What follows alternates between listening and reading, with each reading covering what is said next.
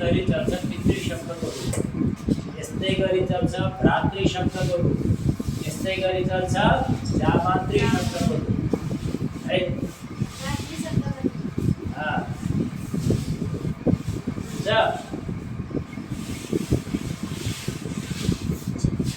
भ्राता भ्रातरौ भ्रातरः भ्रातरं भ्रातरौ भ्रातॄन् भ्रात्रा भ्रातृभ्यां भ्रातृभिः भ्रात्रे भ्रातृभ्यां भ्रातृभ्यः भ्रातुः भ्रातृभ्यां भ्रातृभ्यः भ्रातुः भ्रात्रोः भ्रातॄणां भ्रातरी भ्रात्रोः भ्रातृषु हे भ्रातः हे भ्रातरौ हे भ्रातरः ऐसे चलता है। अब चाहिँ यही तरिकाले चाहिँ आजको दुईटा उसको चाहिँ कुठले नै भ्रातृ र जामातृ है तरिका यही तरिकाले लेख्ने। अब यसलाई चाहिँ एकपल्ट पढ्ने जस्तो सबैले भन्ने पिता पितरौ पितरः पितरं पितरौ पितॄन् पित्रा पितृभ्यां पितृभिः पित्रे पितृभ्यां पितृभ्यः पितुः पितृभ्यां पितृभ्यः पितुः पित्रोः पितॄणां पितरी पित्रोः पितृषु हे पितः हे पितरौ हे पितरः यसै गरी याद पनि गर्ने यो तरिका है। अब देखि सक्यो हैन हो नै वर्षस के त के गरेपछि अब साथ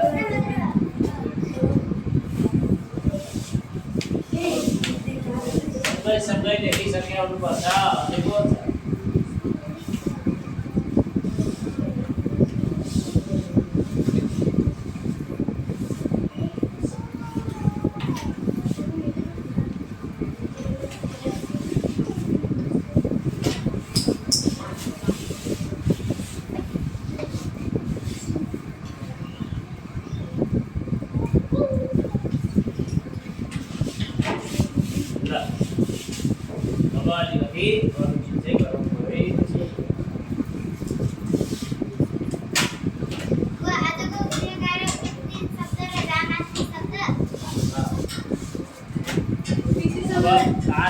हामीले धेरै थाहा पाइसकेका छौँ हैन। कर्ता कारक कर्म कारक परम कारक सम्पदा कारक अपादान कारक अनि अधिकरण कारक हैन। अनि अधिकरण कारकमा कुन विभक्ति हुन्छ सप्तमी विभक्ति हुन्छ है। अनि सप्तमी विभक्तिको चिन्ह के हो माथि त्यसैले अब एकछिन बुझ्ने राम्रोसँग है। हरि विद्यालयमा पढ्छ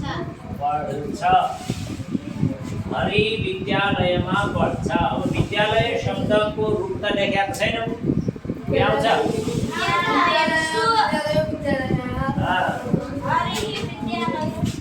यहाँ सप्तमी विभक्ति हुने हो अधिकरण कारक हुने त्यसैले हरि विद्यालयमा पढ्छ यसो संस्कृत के भने भन्दा यहाँ हरि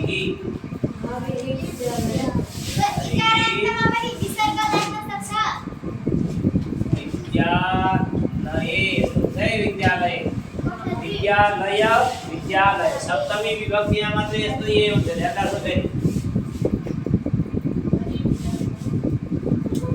हरि विद्यालये हरि विद्यालयमा पढ्छ है।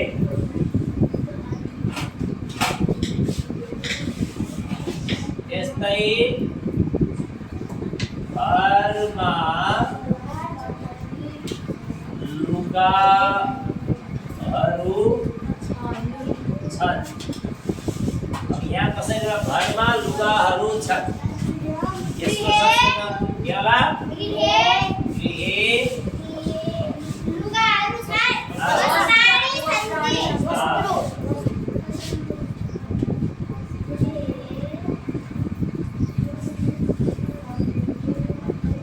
वस्त्राणि सन्ति। वस्त्राणि सन्ति।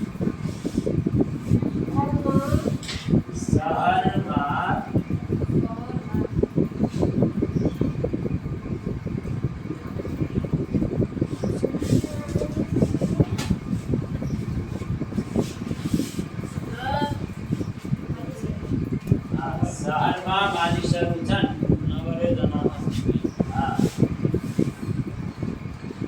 नगरे अब यहाँ जनाः पनि लेखिन्छ, मनुष्यः पनि लेखिन्छ है। जनाः सन्ति।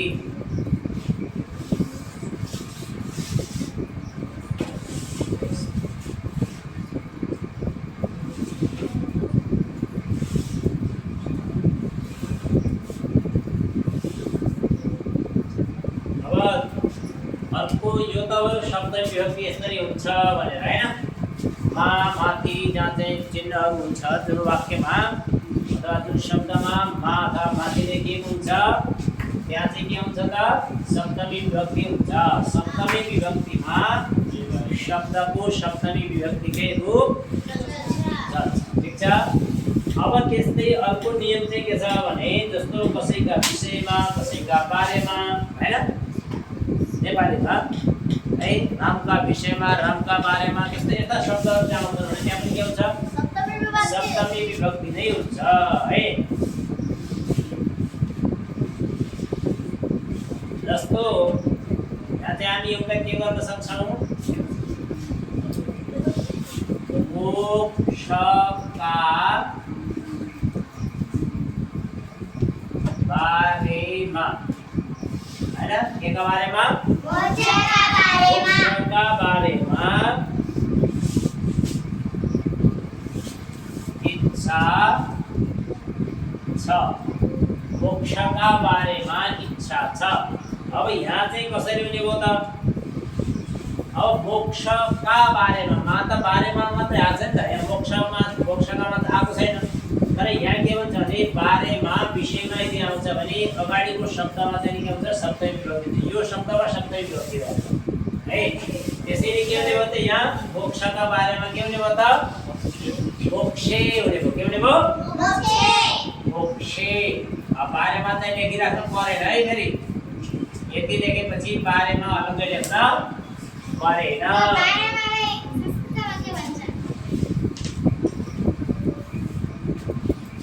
बारेमा विषयमा हुँदै हो। विषय बारे त हुँदैन, विषय हुन्छ है। नेपालीमा बुझ्नका लागि मोक्षे इच्छाको इच्छा नै हुन्छ। इच्छा अस्ति छको अस्ति त हुन्छ है।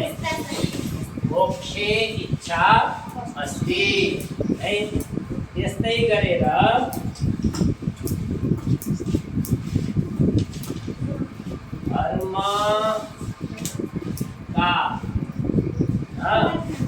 धर्मका विषयमा अब यहाँ चाहिँ माथि बारेमा लेख्ने मैले विषयमा लेखेँ।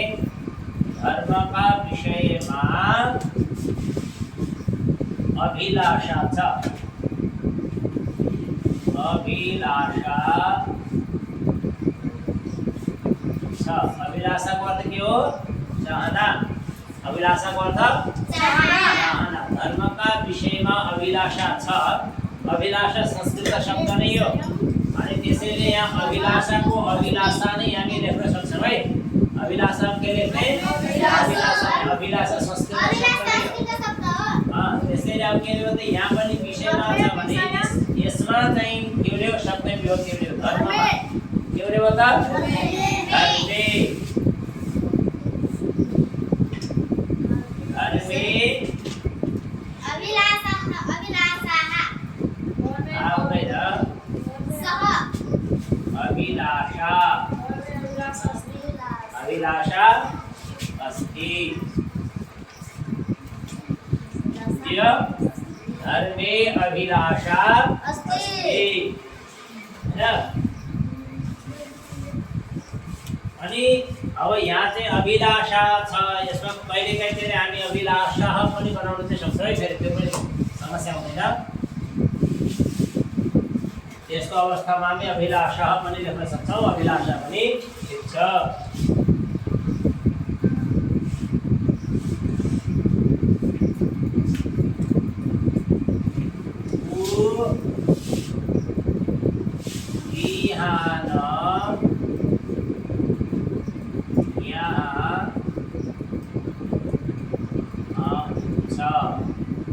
अब यहाँ चाहिँ के छ त योमा हेर्दै उ बिहान यहाँ आउँछ अब बिहानमा चाहिँ के हुने हो सबै विभक्ति हुने हो बिहान है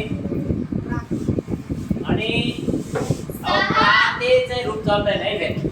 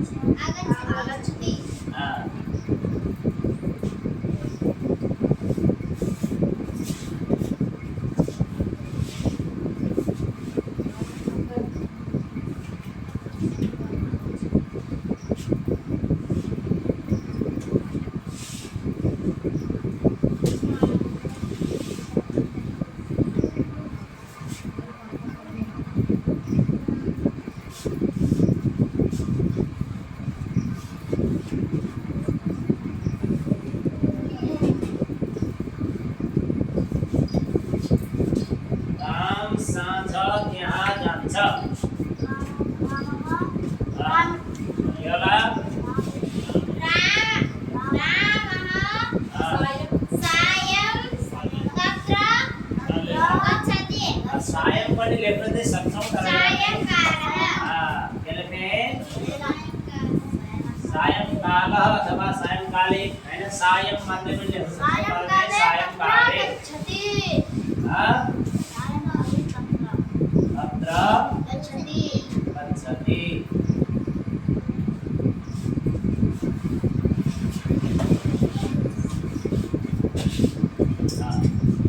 रामः सायंकाले तत्र गच्छति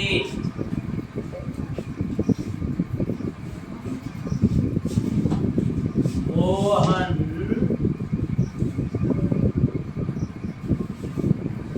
दिवसो यहाँ आउँछ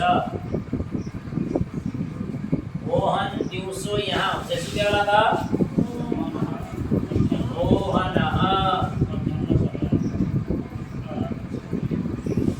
मोहन अब मध्याह्न दिवसो चाहिँ मध्याह्ने लेख्न आउँछ मध्याह्ने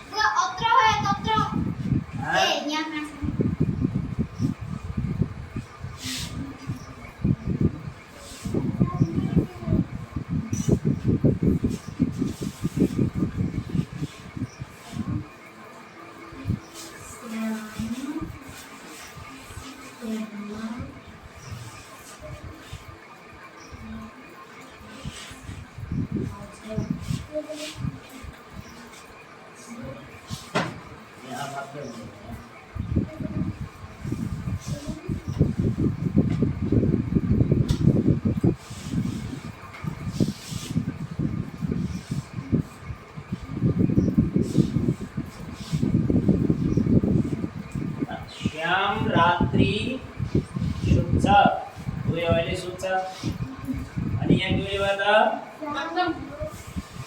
नक्तम हुन्छ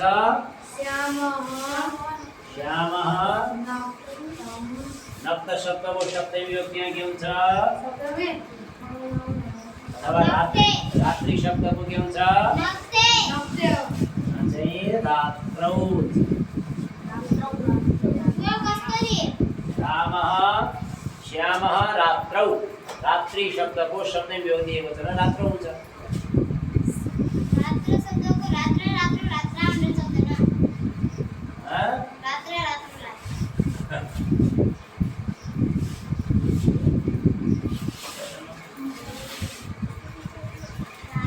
शयनं करोति अथवा शयति पनि हुन्छ बिना करोति गुरुजी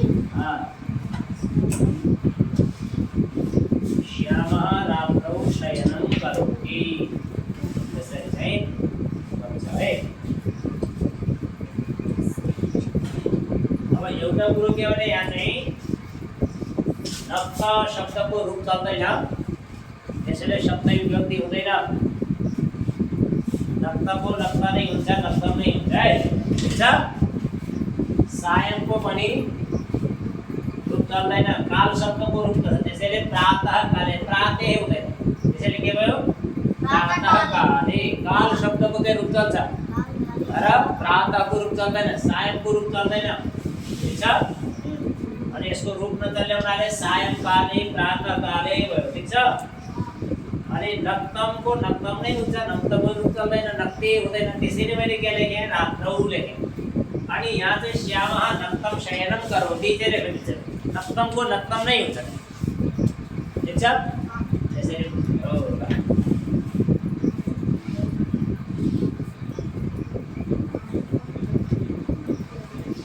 अब अर्को कुरा के हुन्छ जस्तो क्रियापद छ नि क्रियापद एउटा क्रियापदको पछि अर्को क्रियापद आउँछ भने त्यसमा पनि शब्द विभक्ति हुन्छ है।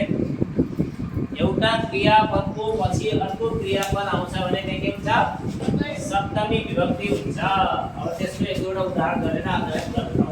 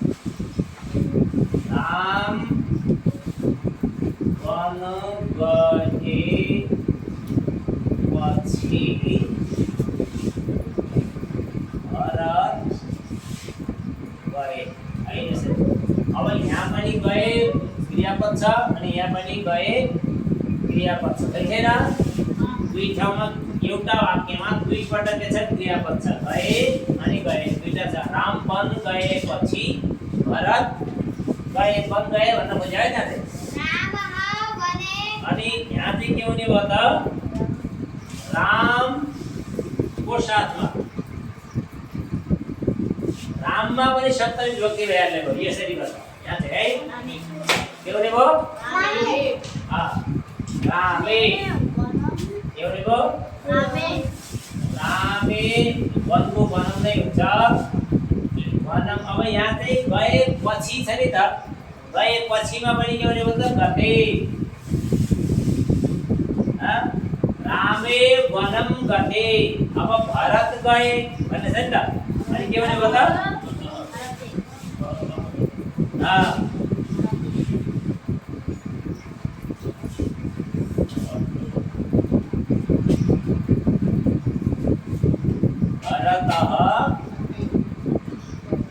गतः आणि आए भएपछि चाहिँ के हुने भयो आगतः रामे वनं गते भरतः गतः हैन अथवा यसैले हामी अर्को आगत शब्द जोड्नलाई के गर्न सक्छौं यहाँ यसलाई जान्नका लागि राम वन गएपछि भरत आए है राम वन गएपछि भरत आए कहाँबाट आए वनबाट आएन मामाको घरबाट आएन तर यहाँ त्यो लेख्दैनौँ हामी राम वन गएपछि भरत अनि यहाँ चाहिँ यस्तै हुन्छ खालि आगत हुन्छ है रामे वनं गते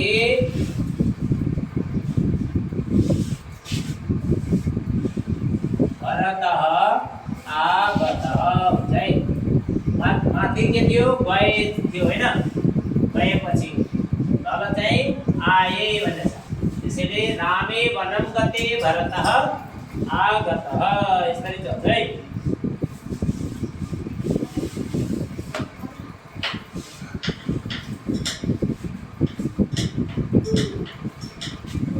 यस्तै मैले काम गरिसकेपछि मैले काम गरिसकेपछि गुरु आउनुभयो लेख्यो भने है जानुभयो पनि लेख्न सक्छ है भाइ मैले काम गरिसकेपछि गुरु आउनुभयो अब यहाँ चाहिँ मैलेको ठाउँमा के हुने भन्दा तृतीय विभक्ति यहाँ चाहिँ तृतीय विभक्ति हुन्छ है यसमा चाहिँ मैले काम गरिसकेपछि मैलेको ठाउँमा के हुने हो तृतीय विभक्ति मय हुन्छ मया है मया हो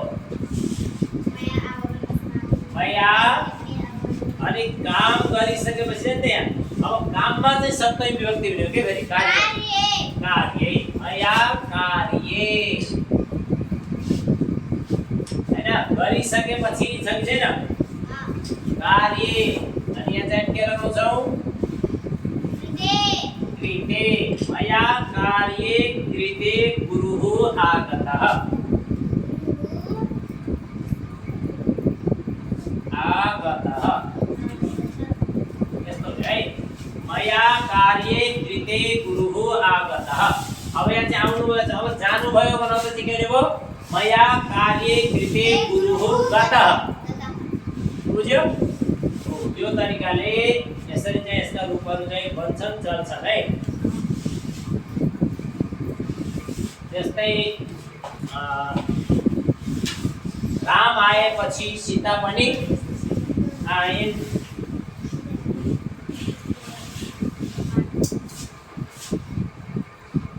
राम आएपछि सीता पनि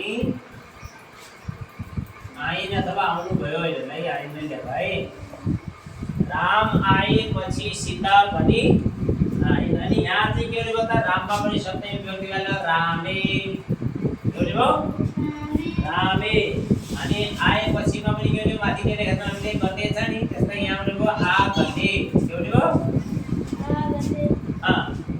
रामे आगते सीतापि सीता अपि के होला हुन्छ अब के होला रामे आगते सीता अपि यहाँ के होला त